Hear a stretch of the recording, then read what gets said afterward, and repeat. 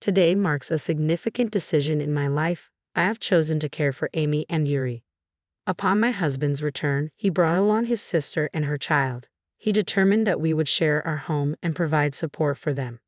I couldn't fathom how he could prioritize his sister and niece over our own daughter and me. It became unbearable. How could he neglect his responsibilities as a husband and father? I've reached my limit. I'll end this marriage myself. Thus begins my tale of retribution against my detestable, sister-fixated husband. My name is Amelia, and I've been wedded to Ethan for 5 years. Together, we have a precious 4-year-old daughter named Luna. Our daughter, born shortly after our marriage, is simply enchanting. She's the center of our universe. My husband and daughter, they're my cherished family. However, it appears my husband doesn't share the same sentiment. One evening, as I waited for my husband's return, Luna and I busied ourselves in the kitchen preparing curry. "Mommy, when will Daddy be home?" Luna inquired. And Daddy seems to be running late today. I wonder what's keeping him," I replied. It was unusual for my husband, who typically arrived straight home from work, to be absent even past 7:30 p.m. Still no response to my calls or messages. "Mommy, I'm hungry," Luna reminded me. "All right, sweetheart, let's go ahead and eat without Daddy tonight," I replied, trying to mask my disappointment. After finishing dinner with Luna and tidying up, my husband finally walked through the door. "Welcome back." "Wait, what?" I exclaimed in confusion. Standing beside Ethan were his sister Amy and her daughter, Yuri. They were burdened with an unusual amount of luggage. "Ethan, what's going on?" I stammered, struggling to comprehend the scene before me. He then dropped the bombshell. "From today onwards, we're taking care of Amy and Yuri." "What? Take care of them?" I'm lost. Why didn't he mention anything before bringing them home? This whole situation is beyond me, I struggled to articulate. "Support them. Why the suddenness?" "I haven't heard a word about this," I added, feeling bewildered. It was a spur-of-the-moment decision. What choice did I have? Amy had a fallout with her husband, so she reached out to me, Ethan explained casually. "And for how long are we supposed to support them?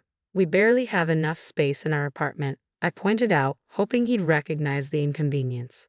But my husband seemed unfazed. "Can't you let them use your room?" he suggested, as if it were the most obvious solution. "My room?" I echoed, incredulous. "You can move into Luna's room, then we'll have a spare room for Amy and Yuri," my husband suggested, as if it were the simplest solution. I was speechless. Did he expect me to accept this without protest? Why should I tolerate all of this when we're the ones providing for them? It made no sense to me. With a forced smile, my husband ushered his sister and niece inside, saying, "Make yourselves at home from now on." Without a hint of apology for the abrupt intrusion, they made themselves comfortable on the couch, engrossed in the TV. I pulled my husband aside, whispering urgently, "Have you lost your mind? Taking in Amy and Yuri out of nowhere, and our budget is already tight." My husband let out a frustrated sigh, his expression turning sour. "Come on, Amy's in a tough spot, and you're acting so heartless. Can't you show a little compassion?" My husband chided. "It's not about lacking compassion. I don't mind them staying temporarily, but fully supporting them is a different matter. They should at least chip in for groceries," I argued. "What? You're being downright miserly. Amy's not even working. It's obvious she can't contribute," he retorted, accusing me of being stingy. "Your opinion doesn't concern me. My sister needs help.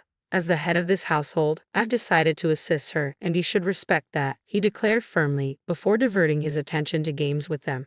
To add insult to injury, the curry I'd saved for tomorrow disappeared, devoured by my husband and his guests. Throughout the evening, I endured my husband's scolding. "Make sure you prepare more nutritious meals for my niece," he demanded. It struck me, had my husband ever shown this level of concern for our daughter's nutrition? Apparently, he could muster such care only for his beloved niece. My husband wholeheartedly sided with his sister, disregarding my feelings entirely. To make matters worse, he branded me as a miser for worrying about our finances. "She can't chip in for groceries because she's not working. That's not my problem. Regardless of their struggles, we can't afford to support them indefinitely for free," he stated bluntly. The next day, and the day after that, my husband doted on his sister and niece, barely acknowledging me and our daughter. "Amy, I picked up the cake you wanted," he announced. "Oh, Thank you, Ethan, Amy replied, her gratitude directed solely at him. I spotted some toys from Yuri's favorite cartoon on sale. I couldn't resist getting them, my husband mentioned casually. Sure, go ahead, I replied, trying to hide my disappointment. The cake was exclusively for his sister and niece, and naturally, the toy was intended only for his niece. Both our daughter and his niece were around the same age, so it wasn't difficult to imagine that our daughter would also appreciate some cake and toys. But I had to endure a little longer. Once his sister reconciled with her husband, they would leave our home, and our family life would revert to its usual rhythm. Repeating this mantra to myself, I managed to suppress my frustration. Then one day, my daughter approached me with a heart-wrenching question. Mom, does Dad like Yuri more than me? What? Why do you think that? I asked, taken aback. He seems to only pay attention to Yuri. He doesn't even respond when I talk to him, she explained tearfully. I was speechless, engulfed in a wave of sadness. Pulling her close, I held her tightly, unable to find the right words to console her. Don't worry, Luna. He's your dad, I reassured her, though inside, I knew the situation couldn't continue. A few days later, I confronted my husband about his behavior. Luna's feeling neglected. It's great that you love Yuri, but you need to make time for Luna as well, I urged. Fine, fine. It's just so much effort, he grumbled. Effort. Our daughter is Luna, not Yuri, I reminded him. Yeah, I understand. I'll make an effort to pay attention to Luna, he conceded. Despite my efforts to communicate my daughter's feelings, nothing changed. I watched as my daughter gazed at my husband, who was joyfully engaged with our niece, her eyes filled with sorrow. It seemed futile to expect my sister-in-law to step in and care for our daughter in my husband's absence. They were always focused on Yuri. I was the sole source of attention for our daughter, yet she still seemed lonely. A month went by, and our family was crumbling under the strain. Financially, we were barely scraping by. Moreover, no matter how much I tidied, our apartment remained in disarray because my sister-in-law and niece never lifted a finger to help. Meanwhile, my husband continued to lavish attention on his sister and niece, neglecting both our daughter and me. I couldn't endure this any longer. I've had enough. This has gone too far. Can we please have a serious discussion about our future? I confronted my husband, my frustration boiling over. What's gotten into you all of a sudden? I've been saying the same thing repeatedly, haven't I? Life is becoming increasingly difficult, and what's your plan regarding Amy and her predicament? You're not suggesting we live like this indefinitely, are you? He retorted. What choice do we have? She's in the midst of a marital dispute, I explained. Then shouldn't she consider divorce or try to resolve things with her husband? It's been a month already. Luna and I are reaching our breaking point. Please take our feelings into consideration, I pleaded. I knew broaching this subject would upset Ethan, but I had to advocate for Luna and the future of our family. Luna adores you, you know, but when she sees her dad showering affection only on his niece, it's bound to hurt her. I prioritize Luna's feelings over my own, I expressed to my husband. Ethan's a father as well. He should understand how much Luna is hurting and adjust his behavior, I added, hoping for some empathy. But his response left me speechless. Amy is family, right? She's your family too. How can you say such cold things? You're heartless, he accused me. Heartless? Me? I was taken aback by his accusation. It's not that I dislike Amy and Yuri. I just want our situation to change. But Ethan made it seem like I was the villain in all of this. I always knew you were cold-hearted, Ethan accused. Amy's struggling, and Yuri misses her dad. I have to give them attention. You're there for Luna, so why can't you handle it? Whoa, hold on, I protested. I'm covering all the household expenses. Why should Luna and I suffer? My salary contributes to our family budget, you know. But Amy is my sister. That makes her your family too. Yet you're always so distant, Ethan argued, laying the blame squarely on me. His cold gaze made it clear that his sister and niece took precedence over our daughter. Then he dropped a bombshell that left me stunned. Amy wants to stay here, so we'll be taking care of them from now on. We're responsible for everything: food, clothing, and shelter. In that moment, all my hopes shattered. I realized I was foolish to believe that talking would lead to understanding. Our old life was gone, irretrievably lost. I met Ethan's gaze squarely and uttered, "Fine, then let's get a divorce." My husband's expression morphed into one of disbelief. He seemed utterly perplexed by my declaration. After a tense silence, he stared at me incredulously. Divorce? What on earth are you suddenly talking about? You're joking, right? Do you honestly believe I'd joke about something like this? If you're going to dismiss mine and Luna's feelings, then I won't prioritize yours either. I'm going to make the best decision for Luna and ensure our happiness, I affirmed, resolute in my stance. He probably never anticipated me raising the topic of divorce. His disbelief was palpable as he scoffed, talking about divorce. You couldn't possibly handle raising Luna on your own.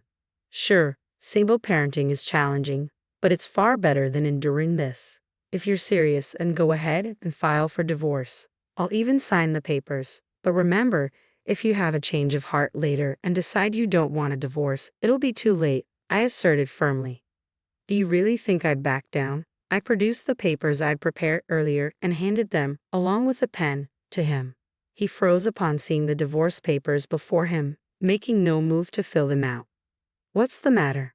Aren't you going to fill out the papers? I pressed, urging him to take action. Oh no, he muttered, visibly shaken as I placed the pen in his hand. Come on, fill it out. You said you would, didn't you? No, I was just joking, he protested weakly. What a joke. You dared me to divorce you, claiming it'd be too late to change your mind later, and now you're too scared to follow through.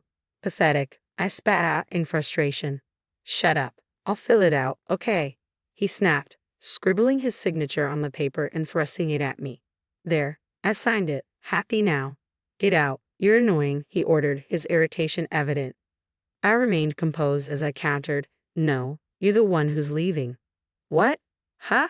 What do you mean? Huh? He spluttered in disbelief. This apartment is under my name, remember? And since you started supporting your beloved sister, even with your contribution, we couldn't cover our living expenses, so I had to foot the rent alone. Yet you had the audacity to keep living here without any guilt. Are you stupid? Are you out of your mind? Suddenly, a voice interrupted our argument. Wait a minute, what's going on here? Amy, my sister-in-law, rushed over and grabbed Ethan by the collar. Then she exclaimed, You promised we could stay here indefinitely. So you were lying. Amy, it's not. What do you mean, it's not? I trusted you to keep us in your home forever. I can't believe you're throwing us out. I didn't expect things to escalate like this, Ethan stuttered. Ha! You can't even handle your own wife, she taunted. What did you say? Ethan bristled. I had reached my breaking point with their argument. I gathered my sister-in-law and her children's belongings and tossed them out onto the doorstep. Hey, wait, what are you doing? Amy approached me, clearly agitated. But now that I had decided to divorce Ethan, I felt no obligation to protect her. I'm just removing someone else's belongings. Actually, you're trespassing. Could you please leave as soon as possible? I replied calmly, causing Amy to shrink back. You don't have to throw out our stuff. And you, Ethan, she turned to my ex-husband. Could you please leave us as well? I have no need for either of you anymore, I stated firmly. What kind of thing is that to say to your husband? Ethan protested. You're not my husband anymore. You're my ex-husband, I stated firmly. I never realized you could be so heartless, Ethan muttered in disbelief. Well, that's your problem now. You've crossed the line. If you think your sister and her child are more important than our own, then why don't the three of you happily live together? I retorted. Where are we supposed to go if we leave here? Are you seriously kicking us out? Ethan protested. I don't care. Do whatever you want. Now, get out. I'll call the cops if you don't, I declared, my patience wearing thin. Once I confirmed that Ethan and his sister's family had reluctantly left, I shut the door behind them. It was unlikely I'd see them again. Glancing around the room, I noticed my daughter, Luna, staring at me with a puzzled expression. Mama, where's Daddy gone? She asked innocently. I'm sorry, Luna. Do you think it's okay if it's just Mama and you from now on? I inquired gently. Luna hesitated for a moment, her expression thoughtful, but then her smile returned. I'll be okay as long as Mama's here. I'm fine as long as I'm with you, she reassured me. She rushed into my arms and I held her tightly. Yes, even without my husband, we would be all right. Together, just the two of us, we could find happiness. Later on, I arranged for their belongings to be shipped to my husband's parents' house and explained the situation over the phone. It seemed my husband and his sister's family had indeed returned to their parents' house as anticipated. However, it appeared they had been disowned and ejected from the house by their irate parents. Consequently, my ex-husband rented a small apartment where he now resides with his sister and niece as a trio. It seemed like that was their desired outcome, but I couldn't care less. I later learned that my sister-in-law's marital discord stemmed from her extravagant spending habits. Now, she was being compelled to repay the money she had squandered from her husband. Almost every day, my ex-husband inundated me with cringe-worthy texts. "I made a mistake, please forgive me. I love you and Luna more than anything. I want us to reunite as a family." Needless to say, I ignored every one of them, promptly consigning them to the trash folder.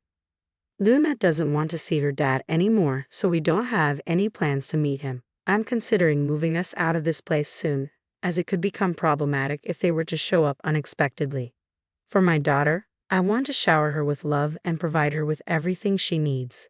Even without a father figure, my priority is to ensure she lives a happy and fulfilling life.